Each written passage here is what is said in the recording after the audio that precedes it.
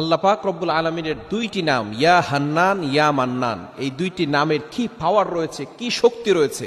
এই দুইটি নামের আমল যদি আপনি পরিপূর্ণভাবে করতে পারেন, আল্লাহ পাক রব্বুল আলমিন চাওয়ার আগে আপনার প্রয়োজন মিটিয়ে দিবেন। কাবা শরীফের গেলাফেও এই নাম কিন্তু লেখা রয়েছে। অনেকে আমরা কাবা শরীফের গেলাফে কি লেখা রয়েছে এটা আমরা অনেকেই জানি না।